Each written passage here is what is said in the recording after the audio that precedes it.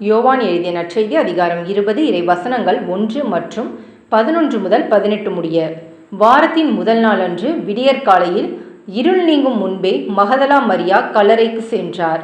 கல்லறை வாயிலில் இருந்த கல் அகற்றப்பட்டிருப்பதைக் கண்டார். மரியா கல்லறைக்கு வெளியே நின்று அழுது கொண்டிருந்தார். அழுது கொண்டே கல்லறைக்குள் குனிந்து பார்த்தார்.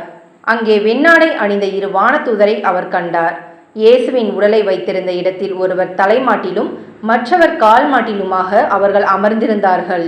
அவர்கள் மரியாவிடம், அம்மா, ஏன் அழுகிறீர் என்று கேட்டார்கள். அவர் அவர்களிடம், என் ஆண்டவரை எடுத்து கொண்டு போய்விட்டனர். அவரை எங்கே வைத்தனரோ எனக்கு தெரியவில்லை என்றார். இப்படி சொல்லிவிட்டு அவர் திரும்பி பார்த்தபோது இயேசு நிற்பதைக் கண்டார். ஆனால் அங்கு நிற்பவர் இயேசு என்று அவர் அறிந்து கொள்ளவில்லை. இயேசு அவரிடம், ஏனம்மா அழுகிறாய்?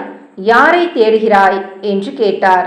மரியா அவரை தோட்டக்காரர் என்று நினைத்து அவரிடம், ஐயா, நீர் அவரை தூக்கி கொண்டு போயிருந்தால் எங்கே வைத்தீர் என சொல்லும், நான் அவரை எடுத்து செல்வேன் என்றார். இயேசு அவரிடம், மரியா என்றார். மரியா திரும்பி பார்த்து ரபூனி என்றார். இந்த எபிரேய சொல்லுக்கு போதகரே என்பது பொருள். இயேசு அவரிடம், என்னை இப்படி பற்றி கொள்ளாதே, நான் என் தந்தையிடம் இன்னும் செல்லவில்லை.